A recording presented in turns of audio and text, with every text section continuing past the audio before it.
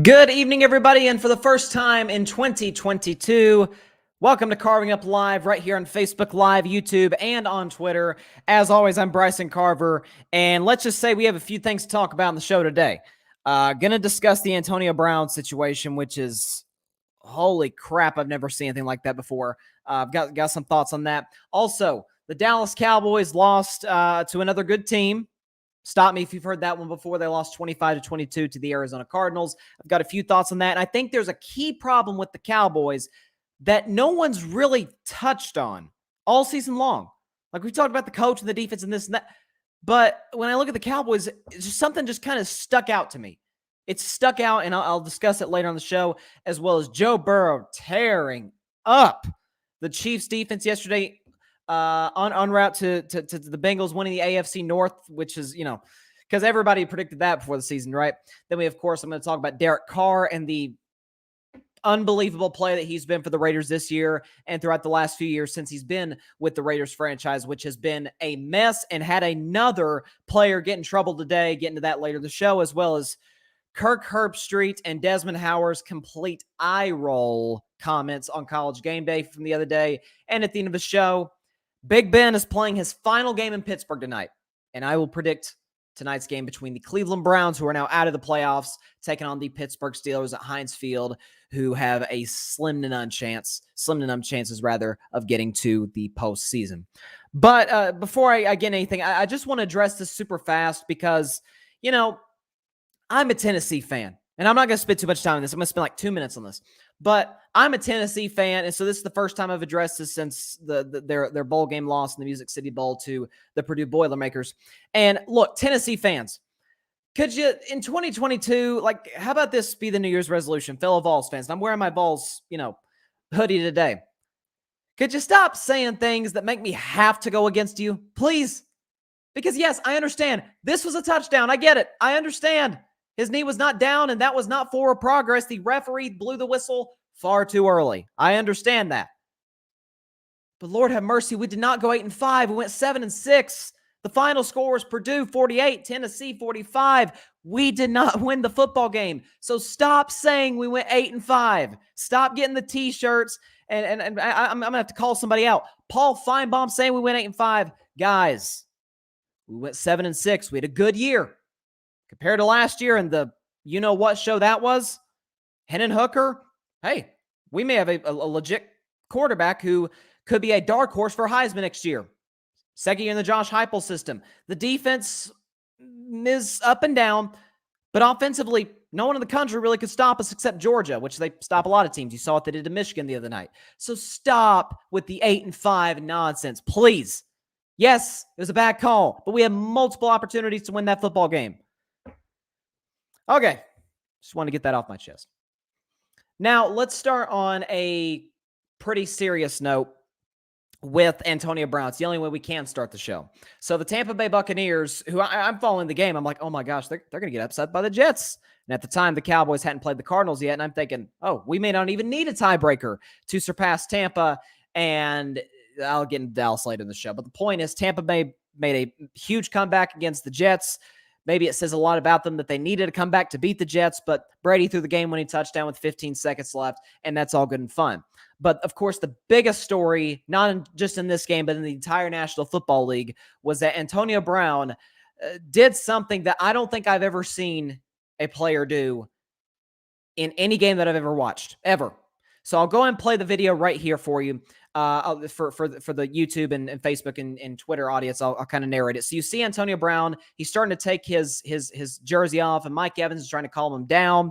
It's not working. AB takes it off, and Mike Evans is like, okay, I'm not even going to try. And so you see the fan. This is from the fan's perspective at MetLife Stadium. AB throws his jersey, and you see him start to walk off. He looks back at the Bucs sideline. Now he's starting to take his gloves off and things of that nature. He takes his undershirt off and tosses it in the crowd. Tosses one glove, tosses another glove, and there he goes. Now, at this point, he's walking onto the field. This is right before a play is about to occur. He's walking. Now he's in the Jets' end zone. He's walking. Now he's getting excited. He's hyping up the fans, I guess, throwing up deuces. saying goodbye to the Jets fans and the Bucs fans that are sitting there, and he runs off into the tunnel. And that's the last we will probably ever see of Antonio Brown in the National Football League. I get he's gotten opportunity after opportunity, but that was it. Like, we're not going to see Antonio Brown ever suit up for an NFL game again. At least I don't believe. But needless to say, Bruce Arians, pretty much cut him in front of the media, although Adam Schefter reported today that they have not officially cut him. They're kind of deciding like what to do as far as how to handle getting him out of the building, but he's not going to be a Buccaneer. So here's what Bruce Arians said, and followed by what Tom Brady said afterwards. But I have to start with, can you tell us what happened to Antonio Brown? Did he quit? I've never seen a guy leave a field like that. And is this the last strike for him? He is no longer a Buck. All right, that's the end of the story. Let's talk about the guys that went out there and won the game. Yeah, I mean, that's obviously a difficult situation. And, I think we all want, him to just think everybody should find, hopefully do what they can to help him in ways that he really needs it. And, we all love him. We care about him deeply. We want to see him be at his best. And, unfortunately, it won't be with our team. But, we have a lot of friendships that will last. And, again, I think the most important thing about football are the relationships with your friends and your teammates, and they go beyond the field. And, I think everyone should be very compassionate and empathetic toward, some very difficult things that are happening. So I'm watching this occur, and they're showing the on the replay on Fox, because this happened like right at the tail end of a commercial break. And I'm watching it as it's occurring again. They're showing the replay, and I'm thinking, I'm thinking in the back of my head, it's AB. I've seen him do this. Not this specifically, but we've seen what he's done off the field, on the field, in the locker room. It's always something with AB. And so I'm watching, and then once I kind of sit back and think about it, and again, once I saw what Tom Brady said, I kind of thought about it, and it just kind of made me sad. And not necessarily, and empathetic, not necessarily, it's weird to say, but not necessarily towards Antonio Brown, the individual that he's been off the field, but the part of Antonio Brown, you're like, he literally destroyed his own career. He destroyed his own career. The Tampa Bay Buccaneers and Bruce Arians specifically said, this is a one strike and you're out policy. Well, there was quite a few strikes just this year. And throughout Antonio Brown's career, we saw it started back in December of 2018. He was late to meetings. He was late to practice. And Mike Tomlin just straight up said, you're not playing on Sunday. And it was, at the time, it was a huge game for Pittsburgh, a do-or-die game. And Mike Tomlin said, no, you're not doing this. And so the Steelers trade him to the Raiders. He gets a boatload of money. And he has the frostbite foot issue. Then he has the helmet grievance issue. And then he's calling Mike Mayock stuff, and he's calling John Gruden, and he's asking to be released on social media. And then he does get released on social media, and he actually cost himself $20 million because he didn't make it to the start of the season before training camp. He gets signed by the Patriots. Then Bob Kraft finds out what happened between he and a woman who he allegedly assaulted, and Robert Kraft is horrified at this, so he releases AB after one game. And Antonio Brown suspended the first 8 games of this year. We have the allegations, of course, of the sexual assault. He assaulted a truck driver. You have the throwing furniture out of his house. Then he goes to Tampa, and he wins the Super Bowl with Tom Brady last year. Then this year, he's got the fake vaccination card, and it's something every single week with this guy. And so I think Antonio Brown's NFL career is over. And frankly, as far as his career, not his life, his NFL career is concerned, I don't care. Because my thing is, football is secondary right now. It's secondary. He needs help. Now, I'm not going to be out here being the Monday morning therapist, because I'm not a doctor. Unless you, the viewer, you, the listener, is a doctor. I don't know if any of us are qualified to talk about, give him a diagnosis or something like that. That's not our job, right? But it's clear he needs help. Because as Ryan Clark pointed out on ESPN earlier today, and I saw his reaction, a former teammate of Antonio Brown's in Pittsburgh, he said Antonio Brown's had plenty of issues. Those have been well documented, but they never seeped onto the football field or onto the sideline as far as it destroying the team. Well, yesterday it did. It was the first time that it did. And at the end of the day, Antonio Brown, with an opportunity to win a second ring with Tom Brady, in which in this role, he's more of a, as I talked about this weeks ago after Chris Godwin got hurt and was out for the season, he's a necessity now, or was at least. Like Tom Brady needed Antonio Brown this year. He didn't necessarily need him last year. He just thought he could contribute to what would end up being a Super Bowl winning team. And in the end, he actually ended up catching a pass before the end of the first half in the Super Bowl against the Kansas City Chiefs. And now this year with all the injuries, they needed AB. And he ditched him. And he ditched Tom Brady in particular. This is the same Tom Brady that when he signed with the New England Patriots, talking about Antonio Brown, Tom Brady let AB live in his house with his family.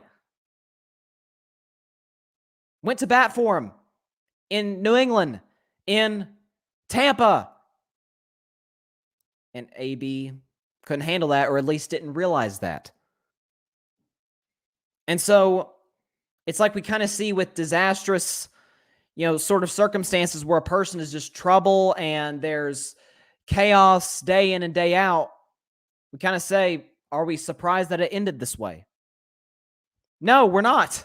If you told me Antonio Brown's career ended this way, I would not be shocked at all. And so at the end of the day, what it comes down to is he destroyed his own career and he needs to get help ASAP. And Tom Brady really hinted at that. That's why Tom Brady, who knows AB better than all of us do, mentioned the word compassionate. Because Tom Brady knows Antonio Brown. And he knows that something is wrong.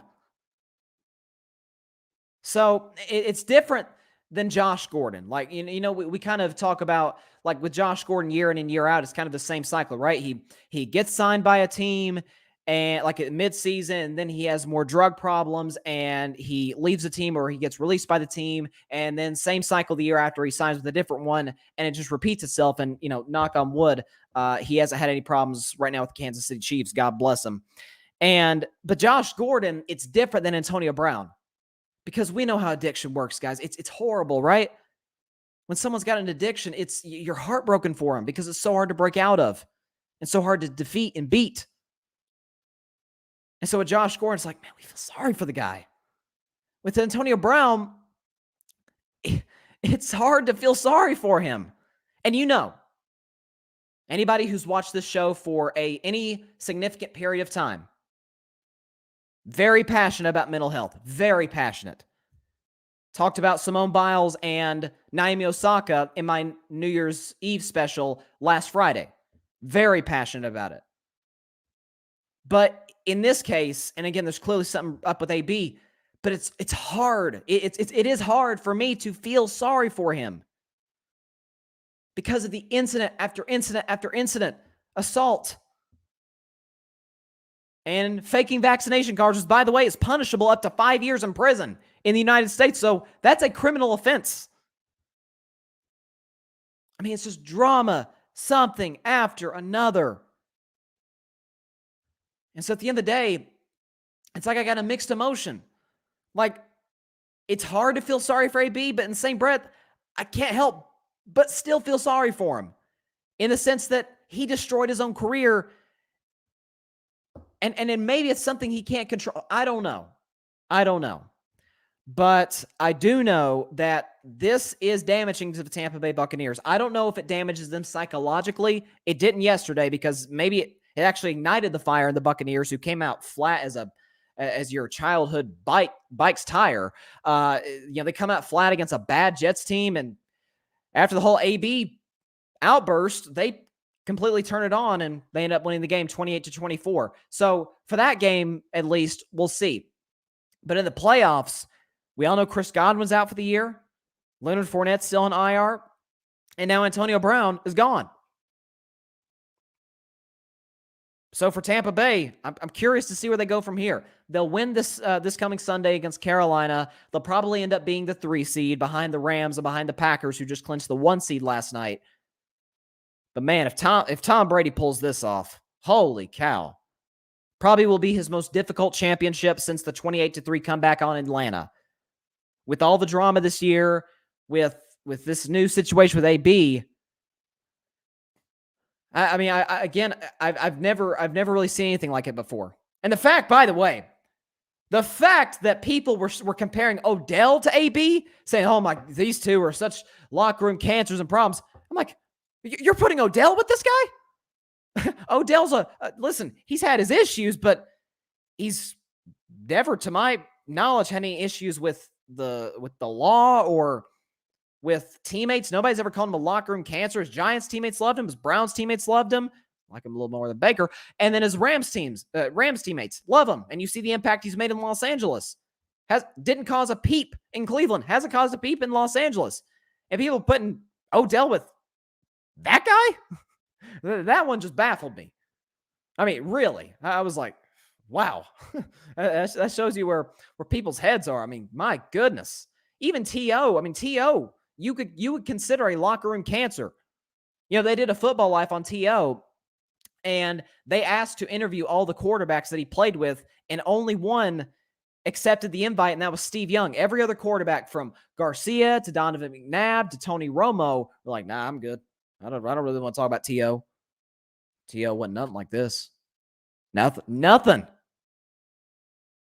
So, man, I'm still trying to kind of process how that happened. Again, I'm not surprised because of the player that did it. But in the same breath, it's kind of unbelievable to see how his career ended. After 3 years ago, just 3 years ago, most of us considered him the best receiver in football. I mean, if he continued to play and not gotten in his own way, he wouldn't have broke him. But he was going to threaten some of Jerry Rice's records as a wide receiver. He was going to threaten Jerry Rice. Wasn't going to pass him. Was going to threaten him, though. And 3 years later, we're not even sure if Antonio Brown's going to go to the Hall of Fame. I mean, we know baseball, with their Hall of Fame, we see how with Kurt Schilling acting a fool. But we see baseball takes the character thing into consideration more than the NFL does. But I think Antonio Brown may set a precedent where he'll be eligible in 5 years, and the Hall of Fame will be like, we want to honor this guy. I mean, he was a great player. We know that, but he's a bad guy. Just a bad guy. So listen, I hope Antonio Brown gets the help that he needs so desperately. But I've never seen anything like that before. But in the same breath, I can't say I'm horribly shocked. So we'll see where Tampa goes from here, and far more importantly, we'll see where Antonio Brown goes from here. I think his NFL career is over, and I hope that he gets the help that he needs to get himself back where he needs to be. Moving from that to the Dallas Cowboys. Now, the Cowboys lost 25-22 to the Arizona Cardinals in a game they were favored by 6 points at home. What's kind of ironic about the Cowboys, they have 5 losses this year, and 3 of those are at home. Go figure. But there's a lot to take away from this game. Everybody's talking about Dak and Mike McCarthy and the defense and this and that, and I'll get into some of those factors later. I'll definitely get into Mike McCarthy. But I'm watching that game. And by the way, my guy Barry called me toward the end of the game, and Barry will tell you, I couldn't even be mad because I've seen this movie. It's like you see the character die in the movie over and over and over. You're still sad, but you're like, yeah, I mean, I know it's coming. I've seen this movie before.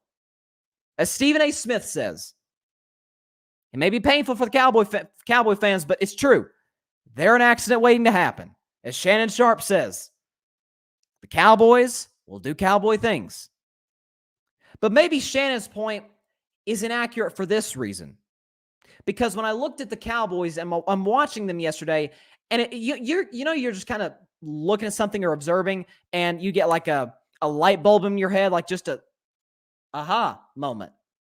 I'm watching that game, and I'm like, I know what the Cowboys' problem is. yes, we get Mike McCarthy, is a very big problem. We know Jerry Jones. I've talked at length about him for years. Jerry Jones is a problem. But I'm watching the game and I'm thinking, the Cowboys' issue is that unlike some of these Super Bowl contending teams, or even playoff teams, they don't have that many special players. I think the Cowboys have 3 special players in that entire team. And one of them didn't even play well yesterday. Zach Martin.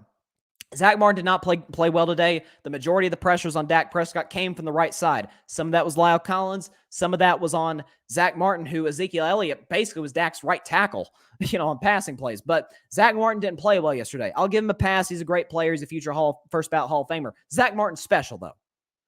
Okay. Micah Parsons. Special, right? You got 7 pressures on a quarterback as elusive as Kyler Murray. And one of those pressures should have led to an interception by Jaron Kearse, but that's neither here nor there.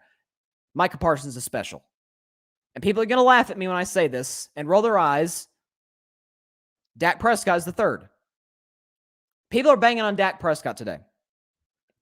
Oh my God, Dak was terrible. He is horrible. He can't beat good teams.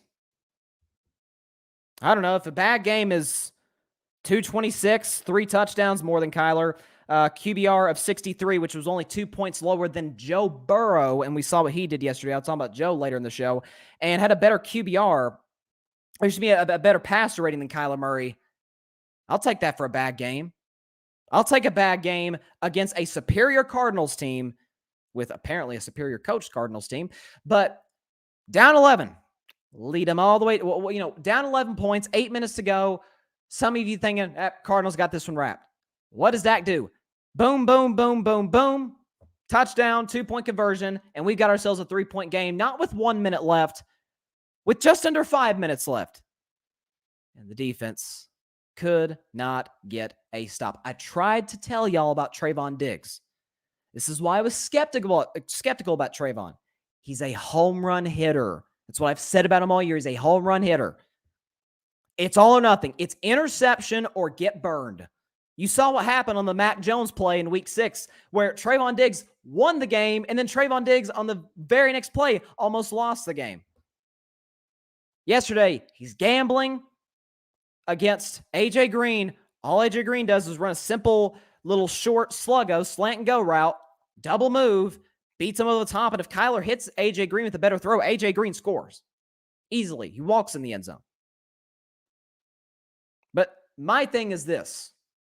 The Cowboys don't have enough special players. Look at some of the teams. Let's just look at some of the non-Super Bowl contending teams. Look at the San Francisco 49ers for a reason. I don't think we think that maybe, depending on the matchup, maybe they could steal one and win a playoff game. Although with their quarterback situation kind of teeter-totter, we're not real sure whether it's Jimmy Garoppolo or Trey Lance. And this is, by the way, why I think Trey Lance is going to be the best quarterback from this year's draft, because he's got multiple special players, 3 on offense, 1 on defense. Trent Williams, who's arguably the best left tackle in football, along with Rashawn Slater, Deebo Samuel, George Kittle, and defensively, Nick Bosa. Special players. You look at the Kansas City Chiefs, Mahomes, special. Tyreek Hill, special. Travis Kelce, special. Right? You got Chris Jones, special. Andy Reid, Hall of Fame head coach. You look at, say, the Tampa Bay Buccaneers, Tom Brady. He's not special. He's the GOAT, right? You look at Mike Evans, special. Devin White, special. Levante David, although he's hurt, special. The Cowboys have 3. Don't give me Trayvon Diggs. Here's the thing. If he's got 11 interceptions, and that's all good and fun, and he's going to lead the league in picks by a mile, why do they keep throwing in his direction? If he leads the league in picks, why do they keep throwing in his direction? Oh, because he's given up the most yards of any corner in football. That's why. Okay? CeeDee Lamb is really good. He's not special. He's not. You look at his numbers yesterday. He couldn't get open against backup defensive backs. You see it throughout the game. Dak's pump faking. He's up. Shoot, nobody's open. And that's why Dak had to use his legs more than I've seen him use his legs all season. As a matter of fact, let's talk about the running game. You know who led him in rushing? You guessed it, Dak Prescott. with 20 yards. That led him. Ezekiel Elliott. 9 carries for 16 yards, not even 2 yards on average. Tony Pollard had 3 carries the whole day for a grand total of 9 yards. And yet I'm supposed to blame Dak for this. It's the what do they say? Second verse, same as the first. It's the same story with these Cowboys. This is why I said this offseason, Dak needs to get out of there. Part of it was the owner. Actually, a big part of it was the owner and the head coach, who I'll get into in just a second. But the Cowboys don't have enough special players. The 49ers do. The 49ers needed a quarterback before the draft. They've got it now. Trey Lance is going to be phenomenal. But Dak could have went there. He could have went to New Orleans. Maybe even Denver. Maybe not Denver, but New Orleans and San Francisco. You get the idea. This is why I said he should have gotten out of there. Plain and simple. The defense, I still think, is good. I'm not going to sell my stock completely in the defense, in large part because they got the young lion, Micah Parsons, who's going to get every single vote for Defensive Rookie of the Year. But Trayvon Diggs can be beat. Just double move him. Double move him. Like I said, why are you leading the league in interceptions? You would think they'd be like, okay, stay away from him. But they keep throwing in his direction because he's a home run hitter. He's either going to strike out or he's going to hit at 450 feet.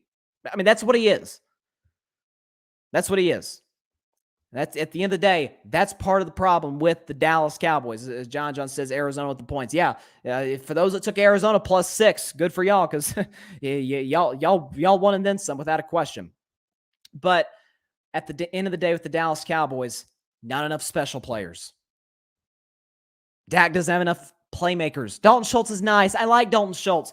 But when you compare him to Travis Kelce and Darren Waller and Mark Andrews and George Kittle, you see where I'm going here. Tyron Smith, he's a first ballot Hall of Famer. He's no longer special. He gave up multiple pressures, more pressures than any guy on the Dallas Cowboys offensive line. Holding calls. Chandler Smith abused him yesterday. And Chandler Smith's a great player, but I thought Tyron Smith was too. CeeDee Lamb struggles to get open. Amari Cooper comes and Amari Cooper goes. Cedric Wilson yesterday, honestly, was their most reliable receiver. Because once Michael Gallup, and God bless him, wishing a speedy recovery for him, he tore his ACL. And credit to Michael Gallup, I want to say this, for tearing his ACL and still being able to secure the touchdown catch in the second quarter. Shows you how tough of a player he is. And in a contract year especially, I wish him the best moving forward and whoever he signs with next offseason. But Cedric Wilson was their most reliable receiver yesterday. Dalton Schultz is nice. He can't block. He's not a downfield threat. Kellen Moore does not design plays for the Cowboys to go down the field. This is why part of the reason Tom Brady left New England. Now, the skill position players in New England are not as good as the Cowboys skill position players, but Josh McDaniels, one of my issues with him and why I think he's an overrated coordinator, they don't push it down the field. Now with Brady, and you say, well, it's Tom Brady. Well, see how many deep passes he's thrown in Tampa? That's what I'm saying. I'm not saying you got to be Brett Favre and throw 50-yard bombs every third play. But you got to keep the defense honest. It opens up the running game. It opens up some of these shorter passing plays that can get you a big chunk of yardage in certain situations. But now let's move to Mike McCarthy. I swear, and all the NFL teams honored the late, great John Madden this weekend. I wish Mike McCarthy would just sit in a room for a week and just do absolutely nothing but play Madden. Nobody's questioning Mike McCarthy's knowledge of X's and O's. That's never been the problem. At one point in Green Bay, he was called one of the most innovative play callers in football. Again, I'm sorry I sound like a broken record, but it happened again yesterday. Mike McCarthy's clock management is worse than anything I've ever seen. This is like high school stuff. And you got Cowboys defensive players talking about, oh my, that was a fumble by I think it was Chase Edmonds. That was a fumble. Well, yeah, but it wasn't obvious. I mean, I'm watching the game live, and when the ball comes out, I'm like, oh, they just punched it out after he was already tackled. Yes, it was a fumble. Wasn't clear and obvious, but to my view, yeah, it was a fumble. And if Mike McCarthy has a timeout that he didn't waste in the third quarter because he panicked again, Maybe he challenges it. Maybe the Cowboys win it. And maybe Dak Prescott has the ball at his own 30-yard line, down 3 points with a chance to win the football game. And so, and the situation for those of you that didn't watch the game was the Cardinals in the third quarter are in the red zone. And there's an incomplete pass. It's actually a dropped interception by Jaron Kearse in the end zone. And Dallas is Arizona has a 4th down and 5. And the Cardinals trot out Matt Prater, their kicker, but they keep Kyler Murray out there. Well, if there's substitutions, if there's substitutions like, after a play, the other team gets the opportunity. The refs will give them the opportunity to sub in guys they like. Mike McCarthy's timeout. It's like, you think they're going to run a play with Matt Prater on the field? No, they're not. Mike McCarthy got outdued by Cliff Kingsbury, not Andy Reid or Belichick or McVay, Sean Payton. Cliff Kingsbury. What? It's a clown show. Once again, it's a clown show. And so at the end of the day, this is what the Dallas Cowboys are. They're a good team. And at the end of the day, the reality, if you're a Cowboys fan today, if you want to get to where I predicted the Cowboys would get this season, and that's to the NFC Championship game where I had them losing to Tampa, it's official. Dak Prescott and Micah Parsons are going to have to carry this football team. They're the only 2 players I trust. Only 2. Dak made 2 mistakes all afternoon. He missed Amari Cooper in the red zone in the first half. He missed him wide open. And then, of course, we all know the fumble where he had it punched out by Isaiah Simmons. It's a big mistake. Not going to defend those 2 plays. Outside of that, guys weren't getting open. You could not run the football. You couldn't get stops when you absolutely had to. And then he got players after the game blaming the refs. And Mike McCarthy blaming the refs. And Jerry Jones blaming the refs. Ain't about the refs. You should beat Arizona at home. In a game where if you win this one and then at Philly, which is now a Saturday night game, you get the 2 seed. Maybe you don't get the number 1 seed in the first round bye, but you get the 2 seed and you get to play either Philadelphia or New Orleans or a beat up San Francisco team. Instead, in 2 weeks, you're probably going to have to play the Cardinals, if not the Rams. All because those little details that separate good teams from championship teams. Goes back to why I said, why would Aaron Rodgers want to leave Green Bay? Why? He's got the elite offensive line, not 1, but 2 excellent running backs. He's got the best receiver in football. He's got a defense that is not great, but it's very good. And I got my issues with Matt LaFleur, but I'll take him any day of the week over Mike McCarthy. Any of you would. And by the way, he plays in a worse division than the Cowboys have. So that's the problem with the Cowboys. 2 things. We all know about Mike McCarthy. I just detailed that. They don't have enough special players. They have some very good players. CeeDee Lamb, Amari Cooper, Tyron Smith. Lane Vander Esch is a good player, and Trayvon Diggs is a pretty good player. They don't have enough special guys. Dak, Micah, Zach Martin. That's it. San Francisco's got 4 of them. And a great coach to boot. Philadelphia doesn't have many at all. Probably has fewer than Dallas. And a coach we all ridiculed this offseason, Nick Sirianni. And in 1 season, he has the Philadelphia Eagles in the playoffs with Jalen Hurts at quarterback, who I don't trust at all. That's what it comes down to. Coaching, and do you have special playmakers, or do you have really good players? That's the Cowboys' problem. Let's move on to a team that has a number of special playmakers offensively, and that's the Cincinnati Bengals. They won 34-31 over the Kansas City Chiefs. I said, I think they had Kansas. I forgot what the line was, but it was something. It was like Kansas City, like -5 or 6, and I'm like, man, +5 or +6, whatever the line was. I had Kansas City winning on a walk-off field goal. Well, it turned out it was the Bengals who won on a walk-off field goal. But the Bengals won the AFC North like all of us predicted before the season. No, not in the slightest. I had this team winning 4 games.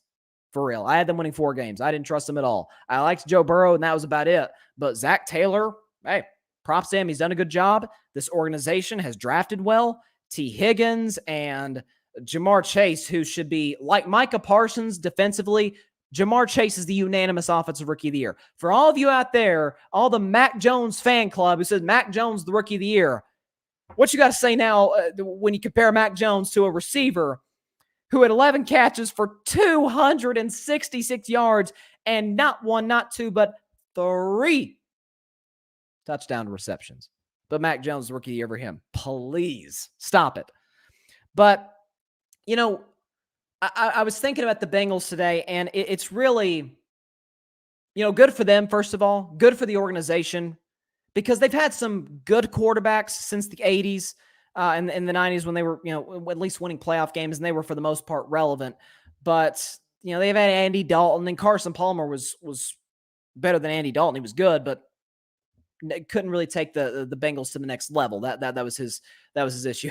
As John says, got the little Paw Patrol reference that Tony Romo brought up during the game. Chase is on the case. That was a good little drop by Tony Romo there during the game. But Joe Burrow gets drafted by the Bengals, and he has changed the franchise. It's amazing when you get a great quarterback who can mask a lot of team deficiencies. This defense, although good, it's fallen off a little bit. This offensive line, maybe it's an improvement from last year because they were horrible in the line last year. Got Joe Burrow hurt, but this year they're solid. They're decent offensive line. Probably going to be what gets them beat in the playoffs. But Joe Burrow, he tells the organization, "I want Jamar Chase. I don't want Penei Sewell." I remember I was on my man Ryan Flowers' draft show back in April of last year, and I said, you got to take Penei Sewell. You got to protect your franchise quarterback, and they take Jamar Chase. I'm like, it's not that I don't like Jamar Chase. I think he's going to be a star, but you needed a guy to keep your quarterback upright. Well, I was wrong. And Penei Sewell's been good in Detroit. He's been really good. But Jamar Chase is a special player. We talked about special with the Cowboys and lack thereof. Cincinnati's got not one, not two, but 3 special playmakers in offense. You look at Joe Mixon in the running game. Zach Taylor's proven to be a competent head coach. He has. He's done a good job. So when you look at Cincinnati, it depends on the matchup, but man, this is a Kansas City defense that has been shut down over the last 2 months. And Joe Burrow just dropped 446 yards in their heads and 4 touchdowns and almost a perfect passer rating of 148. So if Kansas City couldn't stop them, what defense can? Now, I'm not here to make the case that the Bengals are going to the Super Bowl. I'm not going to be like the prisoner of the moment or something like that. But when you look at Cincinnati and the direction they're heading going into the postseason in a week from now, and they still have something to play for next week against the Browns, they can clinch that number 3 seed. But if they play a New England Patriots, or if they play an Indianapolis Colts, I think Colts will give them problems, big problems, and I'll talk about the Colts and Raiders later. But looking at the playoff standings, the Chargers, I get Justin Herbert's phenomenal, but we talk about the Cowboys doing Cowboy things. So do the Chargers. The Chargers find a way to lose a lot of these close games, and they have throughout their recent history. But when you look at an offense that looks unstoppable. Last week, I commended Joe Burrow for throwing for 525 yards. That's incredible. But I was like, there is a little asterisk next to it just for the simple fact that a lot of those guys for the Baltimore Ravens are practice squad guys. The Chiefs were beat up in the secondary. They didn't have straight up practice squad guys, in the secondary. And at the very least, they had their defensive line healthy. You got to give them that. So to me, this was more impressive than last week. Even threw for 80 yards less, 446, 4 tuds, and 148 passer rating with no turnovers. You kidding me? That's the stuff that can win you playoff games. So who's to say the Bengals couldn't make it, dare I say, to the AFC Championship game? Who's to say they can't? I'm not going to. Because when you have an offense that can score with anybody, that's Kansas City. We've talked about, Kansas City's back, and they are. You look at how Mahomes and Kelsey and Tyreek, and even in the running game, they've been good. How dominant they've been for the last month or so. And they were great again yesterday, but Joe Burrow outgunned them. Joe Burrow outplayed Patrick Mahomes. So that was a perfect example of what a special franchise quarterback can do for a below average organization. Because he sees things from a perspective that they never have before. Maybe they're thinking offensive lineman in the draft last year. But he says, no, I played with Jamar Chase at LSU. He's amazing. You need to draft him. They did. Look how that's worked out. So I'm happy for the Bengals. I'm happy for Joe Burrow. I'm happy. I'll always admit when I'm wrong on this show. If I'm going to admit I'm right about Mac Jones, I'm going to admit I was wrong about Joe Burrow. I am delightfully wrong about Joe. He's great. He had the funny quote after the game. They said, what's your connection like with Jamar Chase? And he said, the meme that says, F it, Jamar's down there somewhere. Like that. That's it. 266 yards receiving is unbelievable. But when you look at their connection going back to college, that's what's going to end up happening. So props to the Cincinnati Bengals for fixing things in a year. Last year, they were 4-11-1. Burrow gets hurt a year later. Double-digit wins. They win a very tough division, although they were aided in part by Baltimore's injuries. But still, that's a hard-nosed, physical, tough, nasty division. Bengals went out and won it straight up. Props to them. Props to their quarterback. Props to the roster. Props to the front office. They've done a good job drafting these players. T. Higgins, let's make sure we don't forget what he did last week and what he did this week. Joe Mixon. This is a team that can maybe win a playoff game or two. I'm not saying they're a Super Bowl contender. I'm not going to go there yet because I don't really trust their defense or their offensive line. And again, if Zach Taylor runs into an Andy Reid again, Andy Reid gets a second crack at him, that's going to be tough. And even Mike Vrabel, who's the best coach that nobody talks about. I mean, my Lord, Mike Vrabel should be a candidate for Coach of the Year as far as I'm concerned with the job that he's done with the Titans. And I'll touch on Tennessee and some of the other teams later. But props to the Bengals. They can win one or two playoff games. If you score like that against that Kansas City team with that offense, that'll win you a lot of games. I get it, defense wins championships, but an offense can win you a playoff game or two. We know that. So I'm going to be interested to see where they go from here. All right, let me talk a little bit about Derek Carr and the Raiders, who, by the way, they can't catch a break. I mean, the Raiders, I've never seen anything like it. I talked about AB. I've never seen anything like what he did yesterday. The Raiders have had the strangest season I've ever seen by a single team, because you got the John Gruden disaster where the emails are exposed. It's like, okay, you got to get him out of here. They do, thankfully. So now you got a special teams coach in Rich Bisaccia, longtime special teams coach, very well respected, but he's never been a head coach before.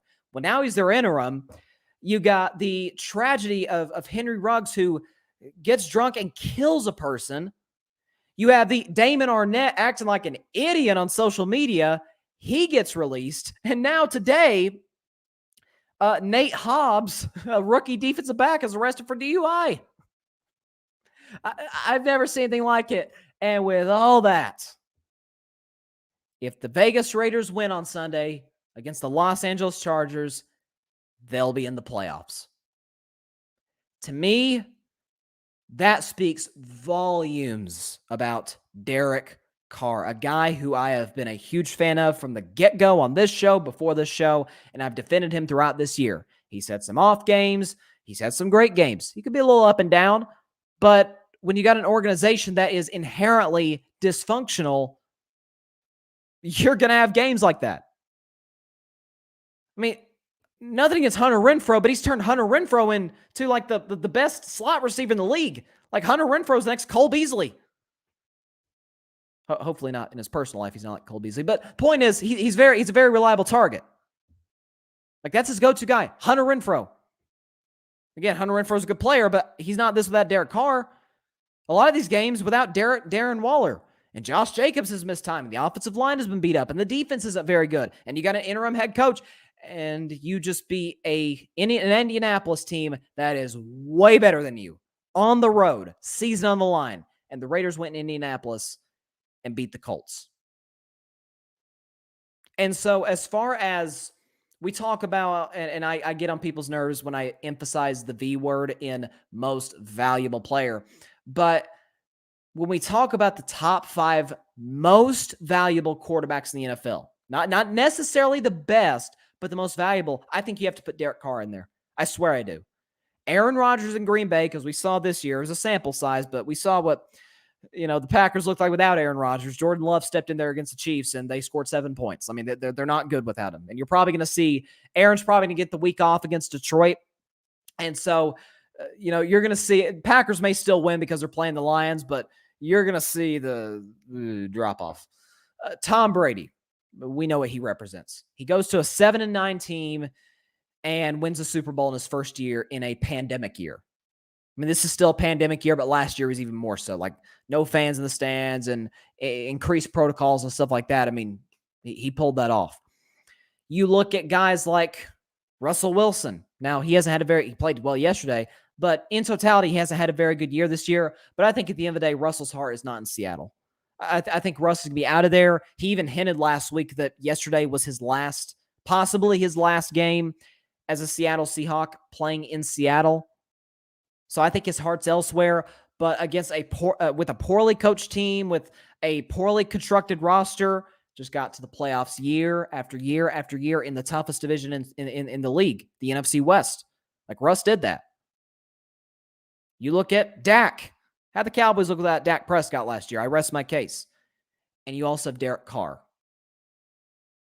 Look, I love guys like Mahomes, but Alex Smith, who's not a Mahomes, stepped in there and he won 11 games year after year and got the Chiefs to the playoffs consistently. I mean, Mahomes got hurt, and Chad Henne did, I thought, a pretty good job in that playoff win over the Browns last year. So Mahomes is great. He may be the best quarterback in the league, but most valuable player, I don't know. He's not in my top 5 most valuable quarterbacks in football. Lamar Jackson, love him. I've defended Lamar for years. But Tyler Huntley came in and did a pretty good job, I thought. Had him in position to beat the Packers and the Browns. So with Derek Carr, it's drama year after year. It's a poorly owned team. Mark Davis is not a good owner. You had John Gruden, who we see the kind of person he is. He's a train wreck. And he had to deal with John Gruden for 3.5 years. By the way, he had to deal with AB 2 years ago. You see the Damon Arnett acts like an idiot on social media, and now you got Nate Hobbs, who's arrested for DUI right before the biggest game of the season for the Raiders, the do-or-die game of the season. Sink or swim, you win, you're in the playoffs, you lose, and you're going home and you're cleaning out your locker. You got the Henry Ruggs tragedy. All these different things. Derek Carr's been level-headed. Just stay in it, guys. Let's win these games. And they've won 3 straight games. And again, 3 straight games against, solid competition. I mean, we look at the Raiders' 3-game winning streak against a Browns roster. That's Myles Garrett on the other side. And down in the fourth quarter, he leads them down for the game-winning field goal on the road. And that Browns team was just as desperate as the Raiders. Right? They beat Denver last week. Denver's no slouch. They don't have a quarterback, but they're no slouch. And then yesterday against an Indianapolis team that is far, far more talented than the Raiders. It's not even close. Like, Derek Carr is better than Carson Wentz. We've definitely established that. But Jonathan Taylor, Josh Jacobs is a borderline elite running back. Jonathan Taylor was being talked about for MVP for a while. Like, there's levels to this. The offensive line for the Colts, way better than the Raiders' offensive line. The skill position players for the Colts, better than the Raiders. The defense, it's not even close. The Colts are better than the Raiders. Coach, the Raiders have an interim head coach. The Colts have Frank Reich, who's one of the best offensive play designers in football. Special teams, Colts are way better than the Raiders.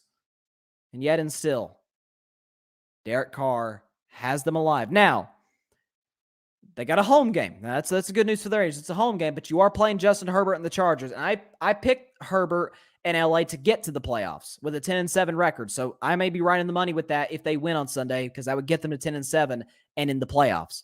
So that's a tough matchup in the division. The two teams know each other very well. But I'm not betting against Derek Carr not to pull one out of the hat and win it for the Raiders this coming Sunday. I have a lot of respect for guys that just deal with crap in their franchises. They stay level-headed. They show exquisite leadership skills. And you see where that gets you. You see where that can get you with a quarterback that's talented. Derek Carr's got an underrated arm. He's accurate. He's got everything you want in a franchise quarterback. So imagine if Derek Carr is with, say, I don't know, say he's with the Denver Broncos. We know how good the ownership group in Denver is. They need to find a new head coach. But if Derek Carr was in Denver with those skill position players, that offensive line with Garrett Bowles up front, and that the Broncos defense, it's in their DNA. They're good every year. The Raiders are bad every year defensively. I have respect for the guy. Well, what if Derek Carr was in Pittsburgh? I'm going to talk about Big Ben a little later, and this is in all likelihood his last game as a Steeler at Heinz Field. But you got Najee Harris, Juju, Claypool. They got a great young tight end who I really like. Good offensive line that's sort of found its footing later in the season. A defense, again, we talk about defense being in team's DNA. Pittsburgh, definitely. I mean, it's a tough, hard-nosed city, a tough, hard-nosed team with a tough, hard-nosed coach. That's kind of how it goes. And John has a couple of comments here. He says, any given Sunday, absolutely, just like the movie. And he says, I hear Adams going to Vegas. Listen, I've suspected that if Aaron Rodgers leaves Green Bay, and I actually read a report this weekend that they're actually mending their relationship. So, but we know how Aaron is, so we'll see. But Devontae Adams is a free agent. And that's the first place I thought was Vegas. But before even, as you said, the report came out. Because, listen, Devontae Adams played with Derek Carr at Fresno State, and they're very tight. They're very fond of one another.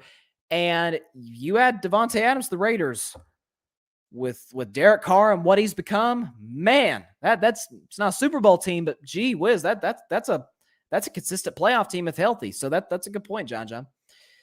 All right, I want to throw this in there. I forgot to throw this in the little graphic. Hold on. John says they say he and Carr are great friends. Yeah, I mean, like I said, they played with each other. They have a great relationship. They've talked about how much they enjoyed playing with one another in college. So yeah, that wouldn't shock me at all. Now, again, I think that hinges on Aaron Rodgers staying or leaving Green Bay, which right now it's kind of leaning towards staying. I don't know why I'd leave, but right now it's leaning towards staying, but we'll see where it's at once the Packers get eliminated in the playoffs, because they will. But that's great that, Devontae and Carr are great friends, and they're probably tighter than Devontae and Aaron are, even though they have a good relationship. But you're going to stick with Aaron Rodgers in Green Bay. I get it's colder than Vegas. It's not, Green Bay, Wisconsin is not exactly Las Vegas, Nevada, but it's still, you're not there for the town. You're there for the rings. You're there to try and win some championships. So, we'll see where they go. But, it's interesting. And I forgot to put this on. I forgot to put this on the graphic for today's show, but I wanted to talk about this when I saw it happen, because I just kind of rolled my eyes when I saw it. So the college football playoff happened on, was it Friday? Yeah, Friday evening, New Year's Eve. And Alabama crushed Cincinnati like I said they would. Cincinnati did not belong in the playoffs. They got there by default. That is why I say expanding the playoffs is a horrible idea, because if the 4 team can't compete with Alabama, then you think the other teams are? No. Especially if you give Nick Saban a month to prepare. It's not even, and Luke Fickell's a good coach too.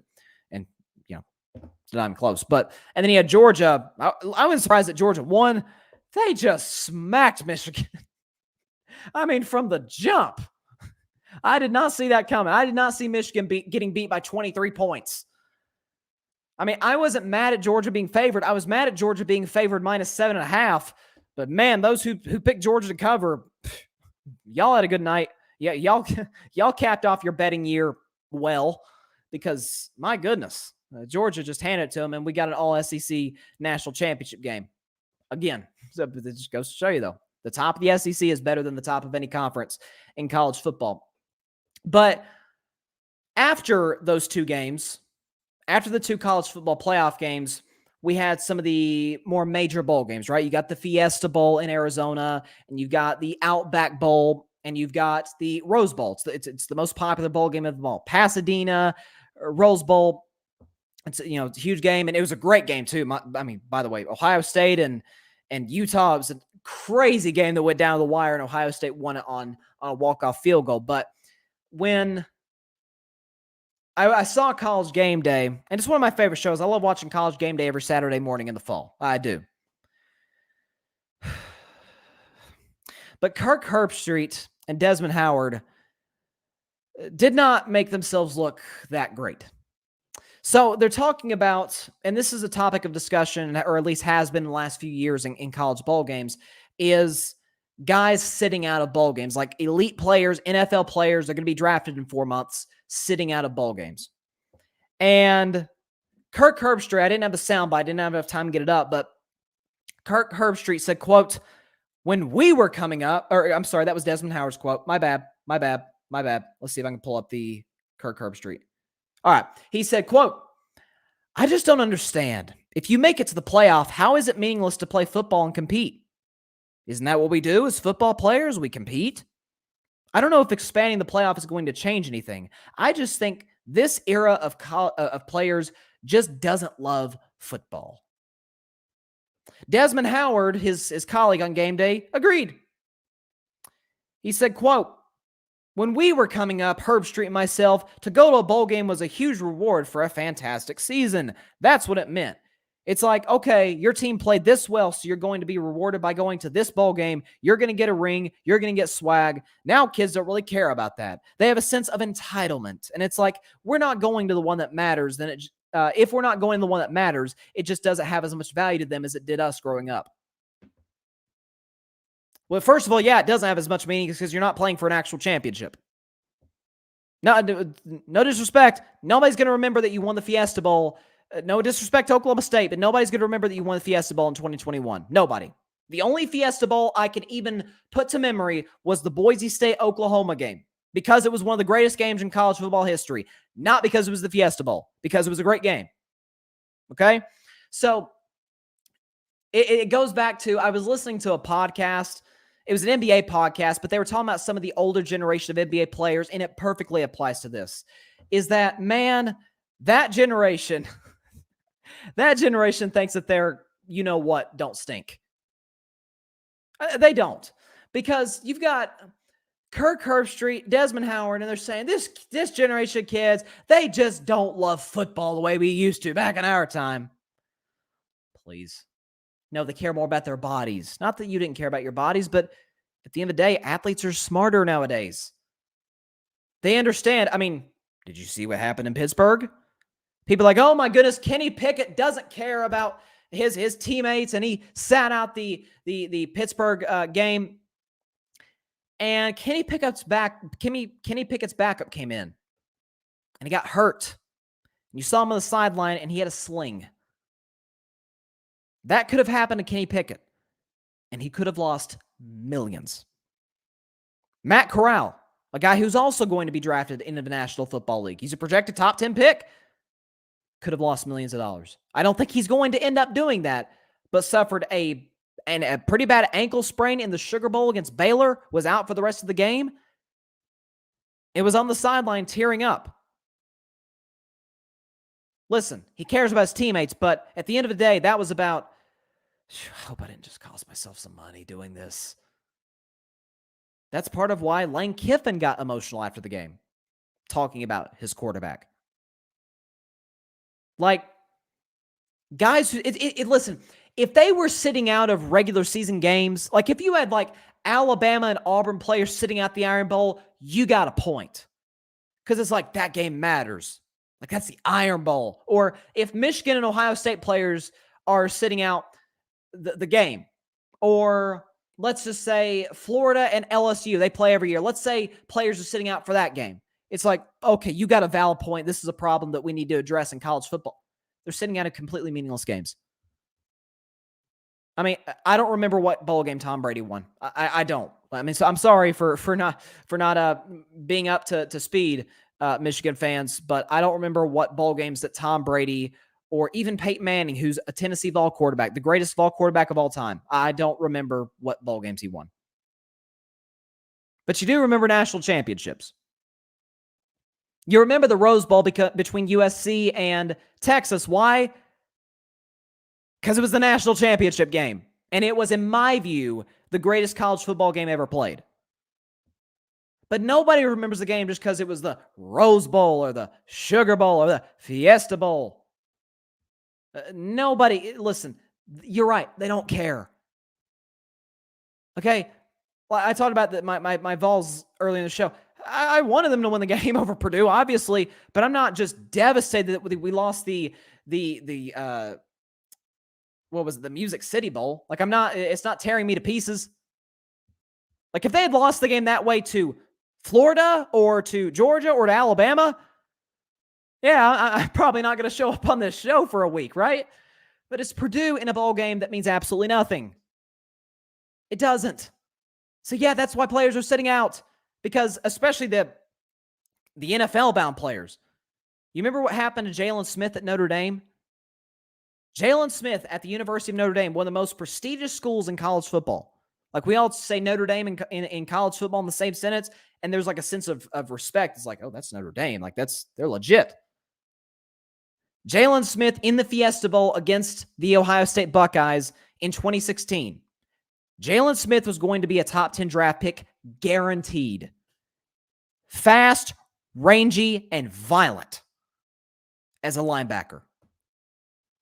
Suffered a devastating knee injury that cost him his entire rookie year. He was a second-round draft pick, and he never quite regained his speed again, and now he's going from team to team to team.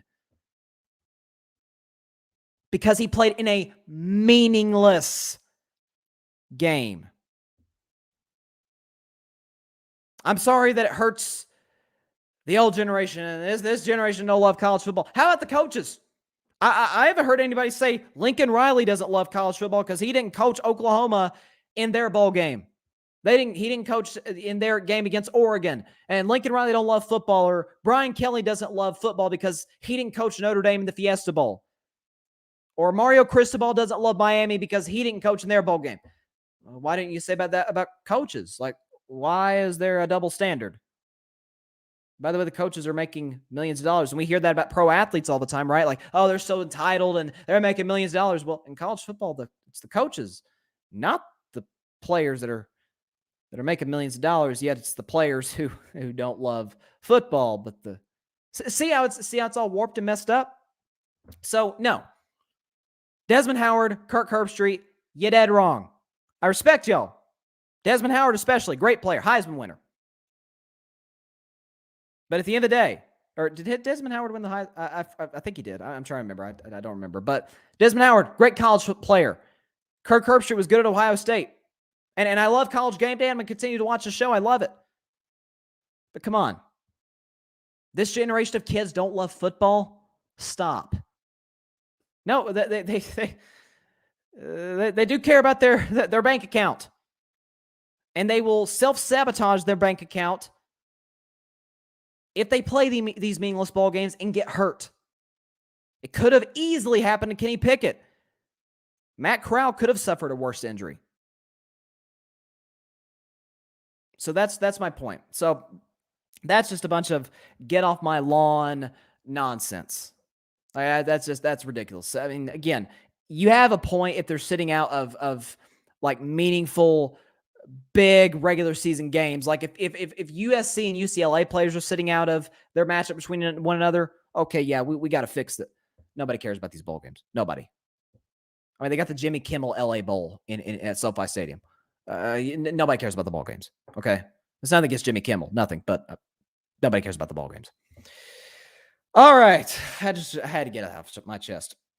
Before I predict Pittsburgh and Cleveland, I just wanted to look at some of the games in the NFL from Week 16 that I haven't talked about. So you had the Bills and the Falcons. Bills won by 14 points, 2 touchdowns.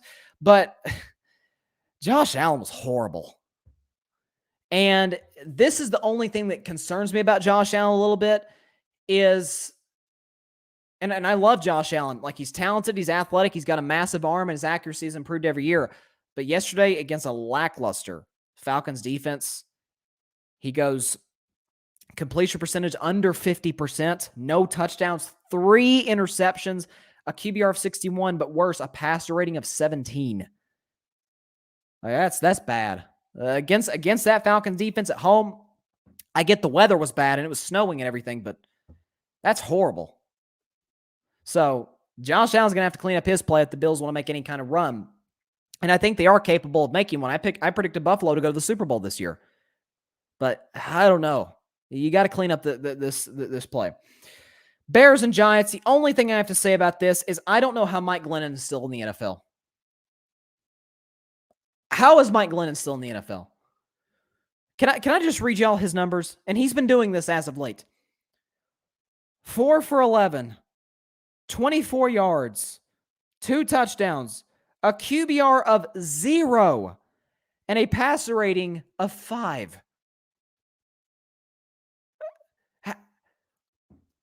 But Kaepernick can't play anymore. I'm just saying. Mike Glennon, golly, how is he still in the NFL? I mean, at this point, Joe Judge, just start Jake Fromm. Like, I know he's young and inexperienced. Just start him. He can do better than that. He can throw for more than 24 yards, surely to goodness. Whew, that's bad. The Titans mauled the Dolphins 34-3. I may have to back off on Tua. I may have to sell my stock on him because I loved him out of Alabama, and then I saw his rookie year, and I backed off a little bit. And then throughout this winning streak for the Dolphins, I was like, maybe I'm back on Tua. No. It's like Mac Jones. He's a left-handed Mac Jones after watching him because he's a little more mobile than Mac, but poor decisions, doesn't move well when he's down in games and can't rely on the running game of the defense, and he has to carry them. He absolutely crumbles. But as for Tennessee, however, and by the way, Miami's now out of the playoff mix, but as for the Tennessee Titans, if the season ended today, they get a first-round bye. They would clinch the best record in the AFC. Without Derek Henry for majority of the second half of the season, like I said, I hinted at earlier in the show, how is Mike Vrabel not being discussed for Coach of the Year? I mean, I've kind of been on the Belichick train for Coach of the Year. Can we start talking about Mike Vrabel and the job he's done? I mean, ever since he's got to Tennessee, that's all he's done is win. You're missing not your best player, but the driving force of your team with a broken foot, and he should be back in the playoffs, so we'll see how his foot heals from here. But Tennessee should not be in position. And again, the Titans play Houston, and Houston all of a sudden is like kind of sneaky dangerous the way Davis Mills is playing. But if they beat Houston next week, they take care of business. The Titans have the number 1 seed in the AFC. I mean, it's unbelievable. They'll jump Kansas City because they have a tiebreaker of the Chiefs since they beat them earlier this year. That's, man, hats off to Mike Vrabel. And hats off to the Tennessee Titans. Respect. Talked about the Raiders and the Colts. Patriots destroyed the Jaguars 50-10. That was Trevor Lawrence, man. I mean, look, I know Urban Meyer was part of the problem, and you don't have a good roster. Bro, Trevor Lawrence is playing horrible. Like, this is as bad as I've seen any rookie quarterback play ever. So I think if you get the right coach in there, he can work. But, geez. But remember his comments, though, last year. Remember he said in that Sports Illustrated magazine, like, football is not the kind of end-all, be-all. Like, I've got other. It's like, oh, boy. I had my concerns back then, and I may have my concerns now. But we'll see what they do in the head coaching search.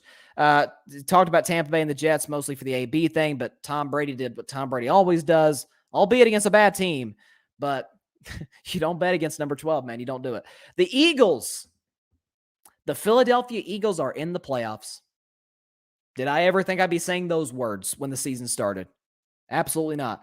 9-7, Nick Sirianni, maybe his name. You can throw him in not to the level of Vrabel and Belichick, but Nick Sirianni's done an excellent job. He's playing with a limited quarterback. I like Jalen Hurts, I do, but he's limited. He's playing with a limited quarterback, and they're the best running team in the NFL. They beat Washington 20-16, and again, probably the most viral thing from this game is the crappy stadium, which is FedEx Field. I've said that. There's a lot of crappy stuff about Washington. The owner's horrible. But the stadium, nobody likes FedEx Field. It's probably the stadium in the poorest condition. And you got Lambeau that's been here since like the 50s, and it's still in pristine. Packers and the organization and the city of Green Bay have done a great job at keeping Lambeau Field in good shape. Same can be said about Chicago and Soldier Field, which has been here longer than Lambeau. FedEx Field is horrible. And you saw that with the fans leaning over and the gate collapses, and thank God nobody was seriously injured. And, Jalen Hurts picks him up and takes a picture of him. It was kind of a cool moment, but thank God it wasn't anything more serious. The Rams with the comeback win over the Ravens. Odell, man. Odell was the problem in Cleveland, huh? He was the issue, really? Because he caught another touchdown, and this one happened to win the game. And before that, he caught the game-saving 4th down catch. So Stafford has not been playing good ball at all recently. He threw 2 more interceptions against a depleted Baltimore defense. But look, in the NFL, as they say, a win's a win, and you'll take them where you can get them. But Stafford's got to, like Josh Allen, probably even more so because he's been playing worse than Josh Allen in the last month. He's got to clean up the turnovers. Has to. If the Rams want to go on a Super Bowl run, he's got to play cleaner football. But Odell, I guess he's still the problem in Cleveland, right? Because he still can't win.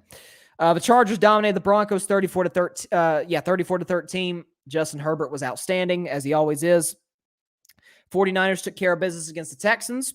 49ers now are going to be playing who are they playing next week? The Seahawks or the Rams? They're playing that's a big one. They're playing the Rams. And in the NFC, it's a pretty crowded bag because you'll have now you got one spot open, and it's going to be the Saints and the 49ers going for it. And so that's going to be a tough game for San Francisco. But with Trey Lance, they did what they were supposed to do against Houston and won the game. And George Kittle was a monster again. Saints beat the Panthers by 18-10. And again, another unimpressive win for the Saints. But all the injuries they've had, they've started 4 quarterbacks this year. Yet they very well may make the playoffs. So it's a credit to Sean Payton. Seahawks, and what I think and what Russell Wilson hinted at would be possibly his last game in Seattle as the Seahawks quarterback. If it was, he went out with a bang. They won 51-29 over the Detroit Lions. And Russ threw for 4 touchdowns, completion percentage through the roof, 89 QBR, and a pass rating of 133. If that's how it ends in Seattle, end it on a high note. And then the Packers dominated the Vikings. Again, the Vikings were my upset of the week until I found out Kirk Cousins tested positive, and Kirk Cousins' selfishness cost the Vikings a shot at the playoffs, but that's neither here nor there. But Green Bay has clinched the number 1 seed, so they can rest their starters next week against the Lions. And the road to the Super Bowl in the NFC will go through Lambeau Field for the 2nd straight year. So we'll see. But I still don't trust this team. Sean Mannion. Okay, you beat Sean Mannion last night. I'm not overly impressed. And so you can't stop the run. Aaron Rodgers is spectacular until the playoffs. And so we'll see. If they get it done in the postseason, I'll be the first to admit I was wrong. But Aaron Rodgers' postseason resume since that Super Bowl 10 years ago says you better be careful on putting your stock in the Packers come January. That's all I'll say. All right, last game of Week 17, and normally that means last game before the playoffs, but this year we've got a Week 18. We've actually got 2 Saturday games with the Cowboys playing in one of them. It's kind of weird. But Week 18 will be next week, so we've got one more week of the NFL season. But the last regular season Monday Night Football game of the year, because thankfully, and I love this by the NFL, we're going to get a Monday Night Football playoff game. Can't wait to watch the Manning cast. I can't wait. That's going to be fun. The Manning cast has been amazing. But you got the Steelers. They're hosting the Browns. The Steelers' playoff chances are slim to none. They're not going to win the division. The Bengals already clinched that last night. And so for Pittsburgh and for Big Ben, this in all likelihood will be his last game in Pittsburgh as the Steelers quarterback. And it really feels like, and I've been saying this for about a year, like Ben's done, but it does feel like the end of an era. And so I think what you may see from Ben is against the Browns, who are not the same Browns of years past.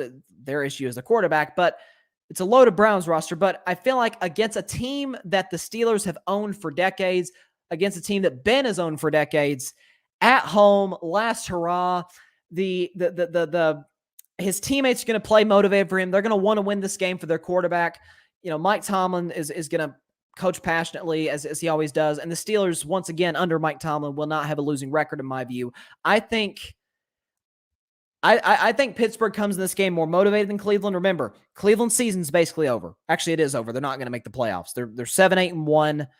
Or yes, I'm sorry. They're 7-8. Their season's over. For the Steelers, they're 7-7-1.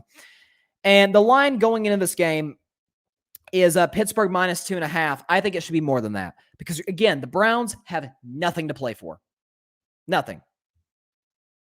Maybe they'll come out motivated. It's a division rival, wanting to make sure Ben doesn't go out into the sunset, like maybe knock him around a little bit and steal a game in Pittsburgh, just like they did in the playoffs last year at Heinz Field. But I just got a feeling that Ben knows it. This is it. He'll never get another opportunity in front of those terrible Towel fans in Pittsburgh. So I think he comes out, and I'm going to say Ben throws for 3 touchdown passes. He doesn't turn the ball over. He's efficient.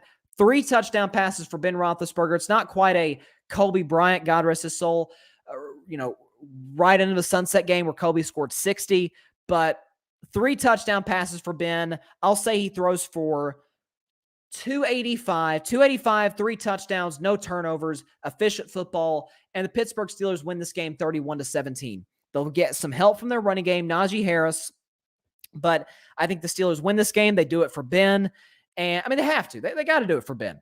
They have to. I mean, he's won 2 Super Bowls for that franchise. Terry Bradshaw is the more decorated quarterback as far as winning championships in Pittsburgh. But let's be real. Terry Bradshaw, great as he was, he had the steel curtain. Like the greatest defensive line of all time, Terry Bradshaw had it in Pittsburgh in the 1970s. Ben, he still had some great defenses, obviously. But, I mean, he did win 2 Super Bowls, and I thought personally he should have been the MVP of Super Bowl 42 or 43, I'm sorry, when they beat the Arizona Cardinals, although Santonio Holmes was amazing. But they do it for Ben. They win it for Ben. The Steelers keep their very slim playoff hopes alive, win this game 31-17, and Ben rides off of the sunset, gets a huge ovation from the crowd, and it's kind of a storybook ending. That's how I think it's going to go. He's going to go out with a bang. That's what I think is going to happen. By the way, last thing, I talked about the Manning cast. Peyton and Eli probably had the best guests lined up for this week that they've ever had. So they got Bill Cowher, Coach Ben Roethlisberger, legendary Hall of Fame head coach for the Steelers. They got Roger Goodell coming on, the commissioner of the NFL. They got Snoop Dogg, Snoop D-O-double-G coming on. And finally, they got Aaron Rodgers coming on. So that should be very, very interesting. Remember, Aaron beat Ben in that Super Bowl in Dallas in Super Bowl 45. So I'll be interested to hear what he says. But I'm looking forward to tonight. I'm going to watch the Manning cast as I always do because they're amazing. And for Week 17, like I said, Ben's going to cap it off with a bang. So with that is all the time we have for today's pretty jam-packed show. We went over, a little longer than we usually do, but there was a lot to discuss. So hope everybody has a great week. Catch Carving Up, as always, at 6 p.m. Eastern, 3 p.m. Pacific time on Thursday, right where you're watching right now, Facebook Live, YouTube, Twitter. And also be sure to subscribe to the YouTube channel, like, comment, share. It really helps the channel grow a lot. And be sure to follow me on my social media platforms down there for the podcast audience that are listening, at Carving It Up Podcast on Instagram, at Carving It Up Pod on Twitter, and Bryson Carver on Facebook. So have a great week, everybody. See you on Thursday. Happy New Year, late Happy New Year. And God bless you all. Stay safe.